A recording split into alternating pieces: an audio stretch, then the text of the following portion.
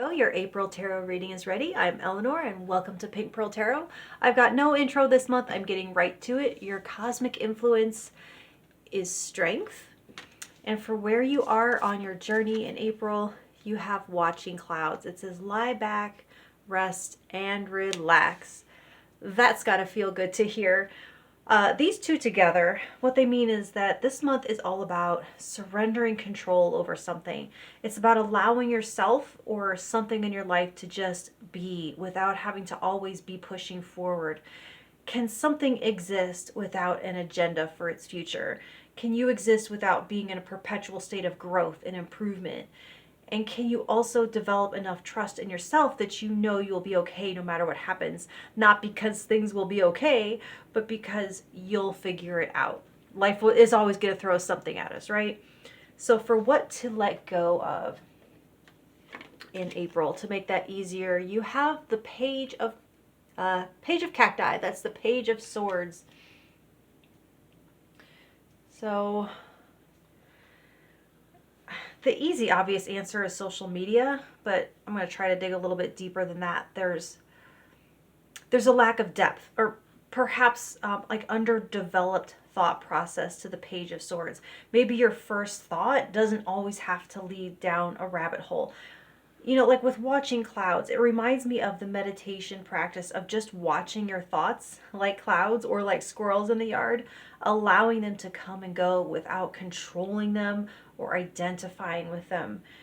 Your thoughts aren't you. So for letting go, it's talking about not over-identifying with your thoughts and letting them control you. You might benefit from loosening your grip on some of the thoughts that come in and allowing them to flow out without judgment.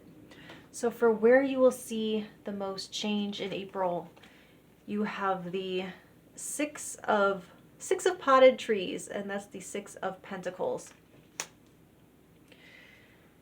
There's a restoration of balance here, of reciprocity. If you've been giving and giving, you might see something start to circle back, even if it's from another direction.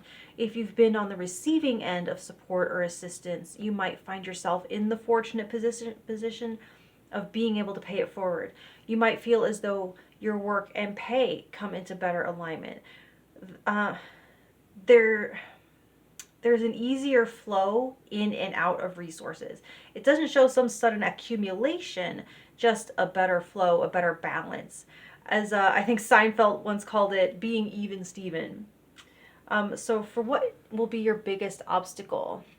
What is Virgo's biggest obstacle? You have the Three of Cacti, the Three of Swords. That makes some sense. It's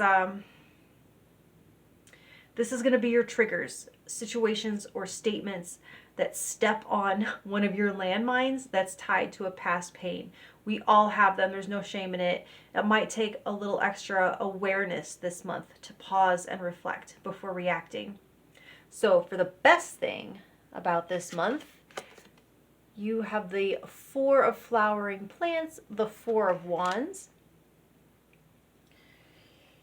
Beautiful stability, and it goes perfect with that Six of Pentacles. This indicates some kind of transition, the kind that we like to throw a party for. This could represent a wedding, a graduation, some other type of holiday. It's a pause in the action, routine, drudgery, or strife to come together and be humans, to remember and partake in the what we do it for. It's a time that promotes family, community, or group cohesion. April was the time in my old job when they would have the big all company party at a hotel with karaoke and open bar, hotel rooms for everyone, the whole thing. And it brought people together on all levels who wouldn't otherwise be in that much contact. And that's the feeling I'm getting right there with that Four of Wands. So for your influence and impact on others, you have the Two of Succulents, the Two of Cups. That's gorgeous, gorgeous. It's unity, partnership, accord, and harmony. You could be getting an increase in romantic attention as well. You're attracting partnerships of all flavors, though. People might be feeling especially aligned with you right now on things that matter. The impact is a reduction of loneliness for all the parties involved. So for what opportunities you should be looking for, you have the Knight of Potted Trees, the Knight of Pentacles. So how can I put this? This is going to be a small opportunity that you look for daily. Every single day of the 30 days in April will present an opportunity to take one step or one action or put one drop in the bucket towards your goal.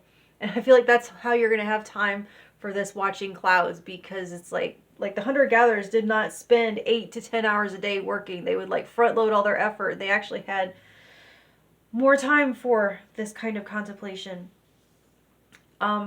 It could be towards something that you want to grow or a new habit that you want to take root, which I'm pretty sure I read somewhere that it takes 30 days to create a new habit or to change a habit.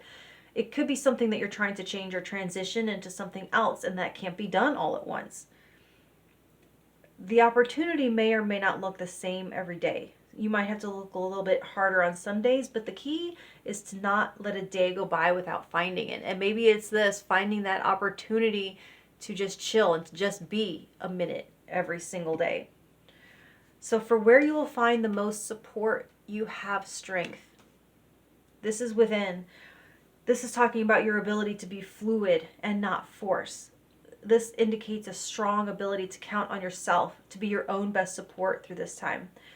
And you'll succeed at it by not being rigid, by bending and adapting, by having patience and grace for yourself. And you can also help support yourself by finding a healthy voice for your feelings and creating space for them to communicate to you so that you can create a working relationship with them instead of being overwhelmed by them. So for your self-care directive, you have the Star. It might be time to embark on a critical healing journey, or maybe a long overdue one, especially with having this past pain in as your obstacle. What will it take to restore and nurture your hope? This really indicates setting some sort of lofty yet achievable goal to help keep your attention and to focus on. There's an element of optimism, but it's not toxic positivity. It might be a dark time, but there is a light. There's something to look forward to. And even if it's something that you decide you're going to do, it doesn't have to be something that's going to happen to you or for you. You can set that on fire and let that be your light that you move towards. There's always a light somewhere. So identify that and stay in it and be in that light. Move towards that light and don't take your eyes off of it. Okay, Virgo, that's what I have for you. Much love, and I'll talk to you next month. Thank you.